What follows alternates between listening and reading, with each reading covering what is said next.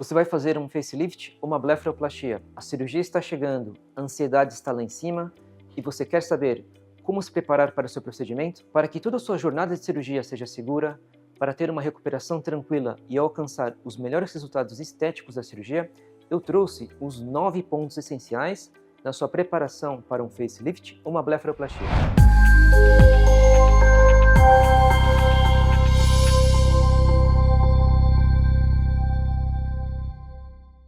Olá, sou Walter Matsumoto, cirurgião plástico em São Paulo.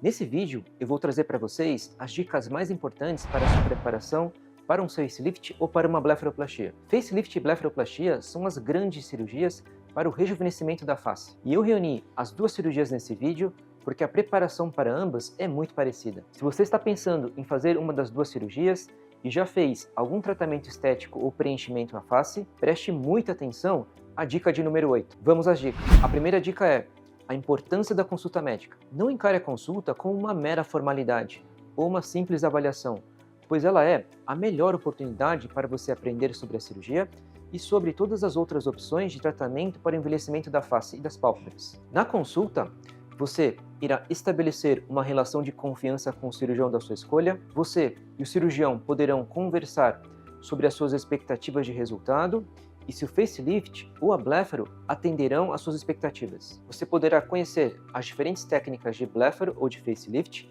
e existem muitas, e saber qual a melhor técnica no seu caso. Você também poderá tirar todas as suas dúvidas e ver muitas fotos de antes e depois. O cirurgião fará uma avaliação personalizada e vai tratar um plano de tratamento específico para você. Assim, encare a consulta como a etapa mais importante na sua preparação para a cirurgia. O segundo ponto essencial na sua preparação para a cirurgia são os exames pré-operatórios. A maioria dos pacientes que fazem um facelift ou uma blefaroplastia tem entre 45 e 65 anos, embora nada impeça que pessoas mais jovens ou de idade mais avançada façam as cirurgias quando bem indicadas. Assim, não é incomum que muitos desses pacientes já tenham algum problema crônico de saúde, como hipertensão arterial ou diabetes. Nessa situação, os exames pré-operatórios são muito importantes. Procure se programar para fazer os exames em torno de 2 meses antes da cirurgia. Assim, você não precisará fazer isso correndo, próximo à data da cirurgia, e caso algum exame mostre uma alteração, na maioria das vezes será possível corrigir isso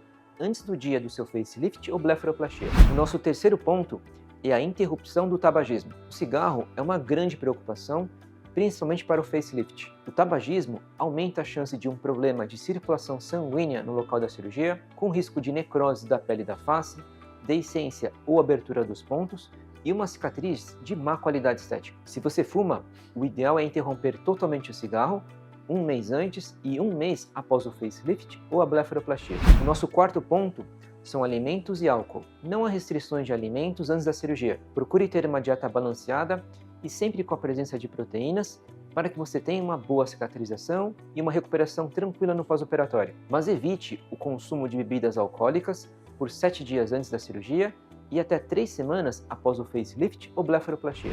O nosso quinto ponto essencial de preparação são as medicações. Algumas medicações devem ser interrompidas e outras devem ser mantidas, inclusive no dia da cirurgia. Sangramento e hematomas são algumas das grandes preocupações, tanto na blefaro como no facelift. Assim, medicações anticoagulantes devem ser suspensas antes da cirurgia. O tempo de interrupção vai depender do tipo de medicação e do motivo pelo qual o paciente faz uso dela. Em geral, essas medicações anticoagulantes são suspensas de 2 a 7 dias antes do procedimento. Além disso, outras medicações que devem ser suspensas são o Ozempic, Mounjaro e similares. O Ozempic e Mounjaro devem ser interrompidos 21 dias antes da cirurgia. Veja bem, eu disse 21 dias. Essas medicações aumentam o risco de aspiração do conteúdo do estômago durante o início da anestesia, com potenciais complicações graves. O uso dessas medicações tem aumentado muito em todo o mundo, então, por favor, avise o seu cirurgião caso faça uso delas, pois isso pode levar ao cancelamento ou adiamento da sua cirurgia. Agora, quais medicações são mantidas até o dia da cirurgia? Muitas medicações de uso contínuo não precisam ser suspensas até a véspera da cirurgia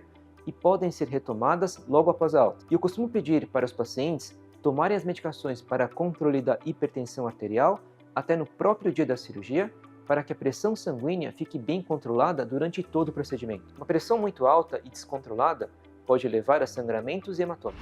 Nosso sexto ponto é a proteção solar. A proteção solar é essencial antes do seu facelift ou blefaroplastia. Uma pele muito queimada de sol não cicatriza tão bem. Além disso, se você vai fazer um laser de CO2 ou um peeling com ATA durante a sua cirurgia, você deve evitar o sol por 4 semanas antes da cirurgia, pois isso diminui a chance de sua pele ficar manchada no pós-operatório. O nosso sétimo ponto essencial no pré-operatório é a preparação da sua pele antes da cirurgia. Eu gosto muito de associar o laser de CO2 ou peeling químico ao facelift ou a blefaro, pois eles melhoram a qualidade da pele, reduzem rugas, linhas finas e manchas, melhorando em muito o resultado da sua cirurgia. E para evitar manchas na sua pele após o laser ou peeling, além da proteção solar, eu gosto de preparar a pele dos meus pacientes com um creme que contém ácido retinóico e um clareador. Esse creme é facilmente encontrado em farmácias e deve ser usado por 4 semanas antes da cirurgia. E eu lembro que, mesmo com proteção solar e preparação da pele com esse creme,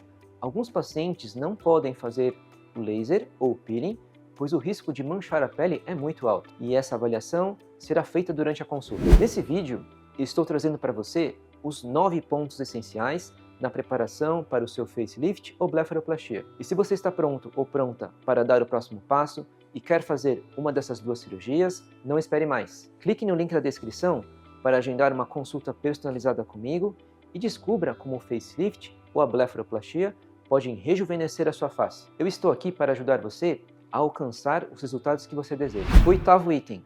E aqui eu entro em um dos pontos mais importantes da nossa lista, que são os procedimentos estéticos que as nossas pacientes possam ter feito na face antes do facelift ou da blefaro. O uso desses tratamentos, que incluem preenchedores e energy devices, aumentou muito nos últimos anos. E recentemente temos descoberto uma série de efeitos colaterais que podem dificultar a cirurgia. Então, quando me perguntam se esses tratamentos podem dificultar a cirurgia, a minha resposta é sim. E agora vamos falar sobre 3 tratamentos estéticos que podem dificultar uma cirurgia facial. Primeiro, ácido hialurônico. O ácido hialurônico é conhecido por ser um preenchedor temporário, mas alguns estudos científicos têm demonstrado que ele pode durar por muito mais tempo do que o esperado, e às vezes por vários anos. Nas cirurgias de rejuvenescimento facial, um dos problemas do ácido hialurônico é a possibilidade de ele ajudar a causar um edema malar crônico. Quando presente, o edema malar fica nessa posição e muitas vezes é confundido com bolsas de gordura. Porém, as bolsas verdadeiras ficam numa posição superior,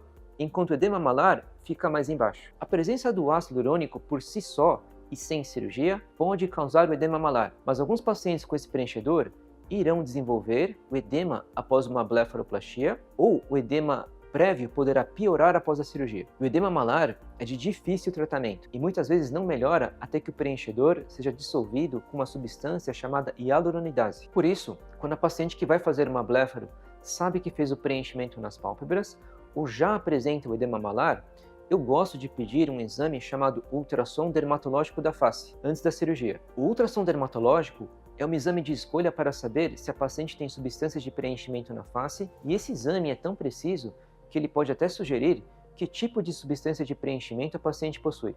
Caso a paciente apresente ácido hialurônico nas pálpebras inferiores, e principalmente se ela já apresentar edema malar, é importante que ela converse com o cirurgião para saber se vale a pena dissolver esse preenchedor antes da blefaroplastia. O segundo tratamento estético que eu mais encontro nas pacientes que vão fazer uma blefaro ou um facelift são os bioestimuladores. Geralmente não é recomendado aplicar bioestimuladores nas pálpebras, pois eles podem formar nódulos endurecidos que são palpáveis e visíveis através da pele. Algumas pacientes nessa situação pedem para retirar esses nódulos durante a blefaro ou facelift, mas isso nem sempre é fácil e pode gerar uma sequela estética. Na face, os bioestimuladores são utilizados para tratar uma flacidez leve de pele. Porém, quando a face atinge um grau de flacidez e envelhecimento maiores, os bioestimuladores já não conseguem tratar a flacidez, e eu explico o motivo para isso nesse vídeo. Então, nos últimos meses, eu tenho visto muitas pacientes receberem uma grande quantidade de bioestimuladores na face na tentativa de tratar uma flacidez avançada, quando isso já não é possível sem um facelift. E os bioestimuladores podem causar uma fibrose entre a pele e o esmalte, que em excesso pode dificultar todas as técnicas de facelift. Portanto, a minha dica é: se a sua face já apresenta um grau de flacidez maior, principalmente com flacidez no esmalte, a melhor opção para tratar isso é o facelift. Por outro lado, insistir nos bioestimuladores nesse caso, além de ineficiente, pode dificultar a sua cirurgia no futuro. E o terceiro tratamento estético que pode atrapalhar o facelift são os fios de sustentação. Os fios de sustentação mais modernos são feitos de materiais absorvíveis, mas tenho recebido pacientes nos quais esse material permanece por muito mais tempo do que o esperado. Além disso, eu ainda recebo pacientes que têm fios de sustentação mais antigos e que são feitos de material inabsorvível, que são palpáveis, dolorosos e que inflamam de tempos em tempos. E a grande dificuldade que os fios têm provocado para o facelift é que muitos pacientes que querem fazer a cirurgia e têm esse material na face apresentam uma inflamação ou infecção crônica no fio, o que inviabiliza a cirurgia até que o fio seja retirado e a infecção seja tratada. Para retirar esse fio, muitas vezes é necessário fazer uma cicatriz que ficará aparente na face e após a retirada dele, é preciso esperar alguns meses antes de fazer o facelift com segurança. Por isso, o meu conselho é o mesmo do caso dos bioestimuladores. Se você apresenta um grau mais avançado de flacidez da face e está pensando em fazer um facelift, o melhor é evitar a colocação do fio. Nosso último ponto desse vídeo é a sua rede de apoio. Para que você tenha uma recuperação tranquila, procure organizar a sua rede de apoio antes da cirurgia. Para a blefaroplastia, em geral, não é necessário tirar férias. Após aproximadamente 4 ou 5 dias, você poderá voltar a trabalhar. É interessante que você tenha alguma pessoa para te ajudar com as tarefas do dia a dia nesse período. Para o facelift são necessários 10 a 14 dias para voltar ao trabalho e eu recomendo que você tenha alguém para te ajudar nos primeiros 7 dias. Pessoal, nesse vídeo nós conversamos sobre os 9 pontos mais importantes para a sua preparação para o facelift ou para a blefaroplastia. Agora, se você quer saber qual é a cirurgia mais completa para tratar as suas pálpebras ou como tratar a queda da bochecha, que nós chamamos de jaws, vou deixar o link para os 2 vídeos aqui. Até o próximo vídeo.